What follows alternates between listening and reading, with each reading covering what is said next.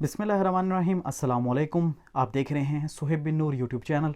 आज की inside story में आपसे डिस्कस करूंगा कि अभी भारत पे जो पाबंदियां लगी हैं अमेरिका की जानिब से, और ख़ास तौर पे जो अमेरिका का कमीशन बराए बैनुल-अक़वामी मजहबी हम आहंगी है, उसने एक अपनी रिपोर्ट शाया की है और उसने बताया कि भारत में कितनी संगीन खिलाफ वर्जियाँ की गई हैं मजहबी, और भारत को इस वक्त मजहबी आज़ादियों के हवाले से बदतरीन मुल्क करार दे दिया गया है। मैं इस जानिब आऊँगा, इसकी डिटेल की तरफ आऊँगा, लेकिन उससे पहले आपसे रिक्वेस्ट करूँगा कि आप वीडियो को लाइक करें, चैनल को सब्सक्राइब करें, बेल आइकन प्रेस करके ऑल नोटिफिकेशंस ऑन करें ताकि आने वाली हर नई वीडियो आपको वक्त मिल सके। और अमेरिका का कमीशन बराए बैनुल-अक़वामी मजहबी हम आहंगी, उसने ये सिफारिश की है अमेरिका से कि आप भारत के ऊपर संगीन किस्म की पाबंदियां लगाएं, और भारत ने जो एक स्टेट के तौर पर पुरतशद्दुद कार्रवाइयों का आगाज़ किया और अपनी जितने भी स्टेट मशीनरी थी उसे तमाम उन कार्रवाइयों में मुलविस किया और बाकायदा तौर पर जानते बूझते मुसलमानों को टारगेट किया है, उसमें इसके खिलाफ संगीन किस्म की पाबंदियां आयद की जानी चाहिए। ना सिर्फ उन्होंने पाबंदियों के हवाले से बात की, बल्कि उनका यह भी कहना था कि जो जो लोग खासतौर पर राष्ट्रीय सेवक सिंह या बीजेपी के जो जो रहनुमा इसके अंदर मुलविस थे,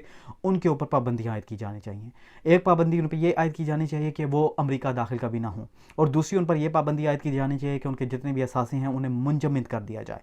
और ख़ास तौर पर भारतीय वज़ीर आज़म नरेंद्र मोदी, इसके अलावा भारतीय वज़ीर दाखिला अमित शाह और भारतीय वज़ीर दिफा राजनाथ सिंह, इनके ऊपर मुकम्मल तौर पर पाबंदियां आयद की जाएं। आपको मैं इस कमीशन की रिपोर्ट के हवाले से बताता चलूँ तो उसमें बाकायदा तौर पर मेंशन किया गया है कि बीजेपी और आरएसएस, पुलिस में देगर जो सरकारी हुकाम थे, उन्होंने जानबूझकर इन फसादात को हवा दी और इन फसादात को मजीद हवा भी दी जाएगी। और उनका यह भी कहना है कि क्या पता कोरोना वायरस की आड़ में क्या क्या कुछ हो रहा हो। इससे पहले भी मोदी जो हैं वो मशहूर हैं गुजरात के कसाई के हवाले से, और उन्होंने गुजरात में जो फसादात किए वो सबके सामने है, और जिस तरह से मुसलमानों पर तशद्दुद किया गया, इवन वहाँ पर जिस तरह जो सिख थे उन पर जो तशद्दुद किया गया, वो नाकाबिले बयान है। इस वक्त जो भारत की ओवरऑल सूरत हाल है वो बिल्कुल उनके कंट्रोल से बाहर है, और जिस तरह से मुसलमानों पर तशद्दुद किया जा रहा है वो भी कंट्रोल से बाहर है। और अभी रिसेंटली हमने देखा वीडियोज़ जिसमें मसाजिद में अजानों पर भी पाबंदी लगा दी गई है कि वहाँ पर आप अजान तक नहीं दे सकते। चलो कोरोना वायरस है, उसकी वजह से हम समझ सकते हैं कि वहाँ पर बाजमात नमाज पे पाबंदी ठीक है, लेकिन अजानों तक पे पाबंदी लगा दी गई है, और इसके अलावा किसी भी किस्म के खुतबे पे पाबंदी लगा दी गई है। तो ये नरेंद्र मोदी की एक जो इंतहा पसंदाना फाशिस्ट और एक जो हिटलर टाइप की नाजिस्ट उसकी सोच है, उसकी अक्कासी करता है।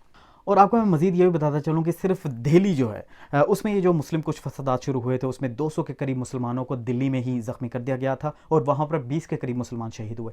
ओवरऑल इंडिया की सिचुएशन ये है कि अभी तक 1000 के करीब वहाँ पर जो मुसलमान हैं वो शहीद हो चुके हैं। और यूपी जो कि मुसलमानों की सबसे बड़ी स्टेट कहा जाता है, जिससे जहाँ पर तकरीबन 20 करोड़ के करीब आबादी है टोटल लोगों की, जिसमें 18% मुसलमान हैं, और वो मुख्तलिफ वहाँ पर इलाकों में आबाद हैं, वहाँ के मुख्तलिफ शहरों में आबाद हैं। तो वहाँ का जो वज़ीर आला है योगी आदित्यनाथ, वो मशहूर है अपनी इंतहा पसंदाना सोच के हवाले से, और वो लिबादा तो अपना ओढ़ता है बुद्धिस्ट का, लेकिन जो उसकी हरकतें हैं वो किसी नाजिस्ट या किसी फाशिस्ट से कम नहीं है। उसे भी कसाई कहा जाता है पूरे के पूरे यूपी का, और उसने पूरी इजाज़त दी हुई है कि हर तरह का जुल्म सितम यहाँ के मुसलमानों पर ढाओ। इंतहा पसंदी की भी उसने इंतहा कर दिया कि वहाँ पर जितने भी मुसलमानों से मंसूब इलाके थे, सड़कें थीं, स्टेशन थे, पार्क्स थे, उन तमाम के नाम चेंज करके हिंदुओं के नामों पर रख दिए गए हैं। पिछले दिनों एक बहुत बड़ा वहाँ पर स्टैचू बनाया गया, जिसके बारे में बताया जा रहा है कि ये दुनिया की कई भी बड़ी बड़ी इमारतें हैं उससे भी बड़ा है, सरदार वल्लभ भाई पटेल का, और जो जिन्हें कहा जाता है स्टैचू ऑफ यूनिटी। बड़ा उसका प्रचार किया गया, बड़ी उसकी एडवर्टीजमेंट्स की गई सोशल मीडिया पे, उनके लोकल मीडिया, लेकिन कौन सी यूनिटी? दुनिया का एक बहुत बड़ा स्टैचू लगा देने से यूनिटी तो नहीं आएगी ना। और इंडिया जो अपने आप को कहता है शाइनिंग इंडिया, राइजिंग इंडिया, और पता नहीं कौन कौन सा इंडिया, तो ये उसकी हकीकत है। मैं आपसे मज़ीद ये शेयर करना चाहूँगा कि जो दिल्ली में फसादात हुए हैं उनमें कौन कौन से इलाके शामिल है। तो उसमें माजपुर है, करावल नगर है, भजनपुरा है, विजय पार्क है, जाफराबाद है, चांद बाग है, मुस्तफ़ाबाद है, यमुना है और विहार है। इन इलाकों में बहुत ज़्यादा फसादात हुए, और 45 के करीब यहाँ पर जो मुसलमान हैं उन्हें शहीद किया गया था, और 1000 के करीब उन्हें वहाँ पर ज़ख्मी भी किया गया। तो ये भारत का मकरू चेहरा सबके सामने है कि वो हमेशा से मुसलमानों को और अक़लियतों को निशाना बनाते हैं। 1998 में वहाँ पर 33 चर्चेस को जला दिया गया, 2008 में भी वहाँ पर चर्चेस को जलाया गया, और कब? क्रिसमस के मौका पर, और जब अपनी इबादत में मशगूल थे वहाँ पर मसीही बरादरी, पर उन्हें बंद करके बाहर से पूरे के पूरे चर्चेस को आग लगा दी गई। अब मैं आपको बताऊंगा कि आर्टिकल 370 और आर्टिकल 35 क्या दोनों में डिफरेंस है। आर्टिकल 370 बेसिकली बताता है कि कश्मीरियों के इस वक्त क्या राइट्स हैं। ये 1949 में आया, और इसमें बताया गया था कि कश्मीरी अपना झंडा बना सकते हैं, उनका अपना कानून हो सकता है, उनका अपना दस्तूर और आइन हो सकता है, और वो अपनी आज़ादी से रह सकते हैं। उनकी जायदाद अपनी होगी, उन्हें मुकम्मल तौर पर आज़ादी होगी वहाँ पर रहने की, और उन्हें किसी भी किस्म के उनके हकूक़ सल्ब नहीं किए जाएंगे। यह 1949 में किया किया गया, लेकिन हकीकतन इसके डेफिनेटली बिल्कुल बरक्स है। और अब मैं आपको बताऊंगा आर्टिकल 35A क्या है। आर्टिकल 35A सदारती एक हुक्म है जो कि उनके आइन का हिस्सा नहीं है, लेकिन उसमें ये बताया गया है कि वहाँ पे जो मुसलमान हैं या जो वहाँ पर बसने वाले कश्मीरी हैं, सिर्फ उन्हें तालीमी वज़ाइफ हासिल होंगे और इसके अलावा कोई हासिल नहीं कर सकेगा। जो लोकल बॉडीज़ की वहाँ पर नौकरियाँ हैं उसमें सिर्फ कश्मीरियों का हक होगा, किसी और का नहीं होगा। और इसके अलावा जायदाद और जो वहाँ पर रिहाइश है उसके जो कानून हैं उन्हें मज़ीद वज़े किया गया था कि वहाँ पर सिर्फ कश्मीरियों के अलावा किसी को हक नहीं होगा। अब मैं आपको बताता हूँ कि हुआ क्या है। 11 दिसंबर 2019 को ये डाका मारा गया है और आर्टिकल 35A और आर्टिकल 370 को वहाँ पर ख़त्म किया गया है। बेसिकली इसका मकसद ये था कि कश्मीर का खुसूसी स्टेटस ख़त्म कर दिया जाए और कश्मीर को कहा जा रहा है कि ये भारत का हिस्सा है और वहाँ पर वही कानून का इतलाक़ होगा जो भारतीय कानून है, वहाँ पर वही आइन और दस्तूर चलेगा जो भारत का आइन है।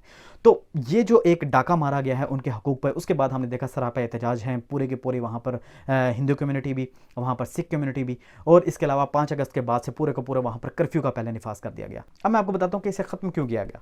तो 11 दिसंबर 2019 को इसे ख़त्म किया गया सिटीज़न अमेंडमेंट एक्ट ला के, और सिटीज़न अमेंडमेंट एक्ट लाने के बाद वहाँ पर हमने देखा कि जो भी मुसलमान थे या दीगर अक़लियतें हैं उनके गिरद घेरा तंग कर दिया गया है और उनके बारे में ये कहा जा रहा है कि जो भी अफ़गानिस्तान से आए, बांग्लादेश से आए, इवन पाकिस्तान से वहाँ पर गए, उनका यहाँ पे रहने का किसी किस्म का कोई हक नहीं है। तो मुतनाज़ा शहरियती बिल वहाँ पर मंजूर किया गया जिसमें यह बात की गई है कि आज के बाद किसी को भी शहरियत नहीं दी जाएगी। 35 लाख के करीब वहाँ पर बंगालीज जो थे वो आसाम में रह रहे हैं और शुरू से रह रहे हैं, उन्हें भी कहा गया कि निकलो यहाँ से और बांग्लादेश चले जाओ। और मज़ीद आपको मैं ये बताता चलूँ कि 31 अक्टूबर 2019 को एक नया एक्ट पास किया गया और इसमें जम्मू कश्मीर को दोबारा से एक नई शनाख्त देने के हवाले से बात हुई। कैसे कि लद्दाख का इलाका अलग कर दिया जाएगा और जम्मू कश्मीर का इलाका अलग कर दिया जाएगा। और व्यूअर्स आपको मैं बताता चलूँ कि शाइनिंग इंडिया बेसिकली है क्या। शाइनिंग इंडिया बेसिकली ये है कि सिर्फ ड्रामा, सिर्फ दिखावा और कुछ भी नहीं, जो अपने मीडिया के जरिए हाइप क्रिएट किए हुए कि भारत पता नहीं कितना तरक्की याफ्ता है और भारत जो है इस वक्त पूरी दुनिया को कम्पीट कर रहा है, एशिया का सो कॉल्ड टाइगर बनने जा रहा है। भारत की टोटल आबादी में 27 करोड़ के करीब लोग गुर्बत की सतह से नीचे रह रहे हैं और वो इतने गरीब हैं कि अपने आज़ाद तक बेचने के लिए उन्होंने बाकायदा तौर पे अपील्स की हुई हैं। इवन भारत के कई ऐसे गांव हैं जहां पर बोर्ड्स लगे हुए हैं कि यहां पर गुर्दे फ़रोख्त किए जाते हैं, आप आएँ, अपने टेस्ट लेके आएँ और आप अपना ब्लड ग्रुप मैच करके यहां से गुर्दा लेके जा सकते हैं। तो ये भारत का चेहरा है, ये इनक्रेडिबल इंडिया का चेहरा है, मैं ये कहना चाहूँगा। इसके साथ साथ आपको मैं बताता चलूँ कि 70 करोड़ के करीब भारत में लोग ऐसे हैं जिन्हें साफ़ पानी बिल्कुल मुयस्सर नहीं है। 80 करोड़ के करीब वहाँ पर भारत में लोग ऐसे हैं जो कि हफ्ते से मुश्किल का 1500 रुपया कमाते हैं, तो उसमें उनका गुजारा कैसे होता होगा। भारत में, दुनिया में इस पे बैन है, लेकिन भारत में अभी तक ये जारी है कि हथ रेड़ा, यानी लोगों को गधा बनाया हुआ है और वो रेडियाँ खींच रहे होती हैं टूरिस्ट के लिए, बाकियों के लिए। इसे हथ रिक्शा भी कहा जाता है। आप यहाँ पे देख सकते हैं इंसानी हकूक़ की या इंसानियत की कितनी ये तज़हीक है कि एक बंदा जो कि खुद घोड़ा गधा बन के लोगों को घसीट रहा है। ये भारत की गुर्बत की शरह है। मीनवाइल आपको मैं बताता चलूँ कि भारत में इस वक्त 2 करोड़ के करीब लोग चूहे खाते हैं जिनके पास खाने के लिए कुछ नहीं है। और इसके अलावा जो दीगर ग़ज़ाएँ हैं वो मैं उसका डिस्कस नहीं करना चाहता, यानी कि उनके पास खाने के पैसा नहीं होते तो वो पकड़ते हैं। मीनवाइल यह है कि दुनिया की सबसे बड़ी आबादी भारत की है जो फुटपाथ पे सोती है और तकरीबन 2 करोड़ के करीब आबादी भारत की फुटपाथ पे सोती है और वहाँ पर पूरे के पूरे ख़ानदान जो हैं उनका मुस्तकिल बसेरा है। एक अपना वाक़या शेयर करना चाहूँगा कि भारत से डेलीगेशन कॉल सेंटर्स का पाकिस्तान आया था।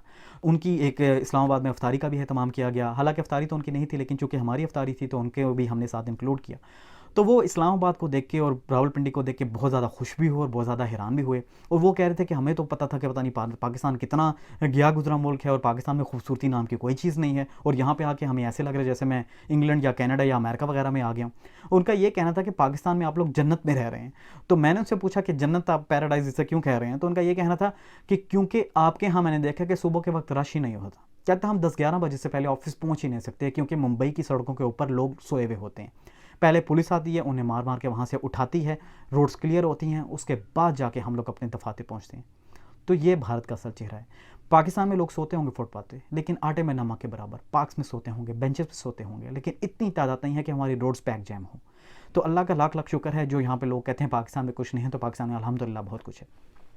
मीनवाइल मैं आपको बताना चाहूँगा कि दुनिया में सबसे ज़्यादा खुदकुशियाँ भारत में होती हैं और सबसे ज़्यादा शरह किसानों में है। वो लोग अपनी मुआशी मजबूरियों की वजह से अपनी ज़िंदगियों से तंग आकर खुदकुशियाँ कर लेते हैं। तो व्यूवर्स आपको मज़ीद बताते चलूँ कि भारत की 70% आबादी के पास टॉयलेट्स ही नहीं हैं। भारत का एक गाँव है जिसने खुसूसी तौर पर यह लिख के लगाया हुआ है कि अगर आपने हमारे यहाँ शादी करनी है तो आपके घर में टॉयलेट का होना लाजमी है। और भारत में बॉलीवुड पे इस पर कई मूवीज़ भी बन चुकी हैं। दुनिया में इसका सबसे ज़्यादा मजाक भी उड़ता है कि ये हिंदुस्तान नहीं टॉयलेटिस्तान है। और अक्षय कुमार ने अपनी एक मूवी भी बनाई थी टॉयलेट, जिसमें बाकायदा तौर पे लोगों को ये बताया गया था कि आप टॉयलेट यूज़ कर सकते हैं। यानी लोगों का जो एक आगाही का सिलसिला है इतना पसमानदा है वहाँ पे कि लोगों को ये भी नहीं पता कि रफ़ा हाजत के लिए हमें वॉशरूम जाना है, तो बाकी तो आप छोड़ ही दें।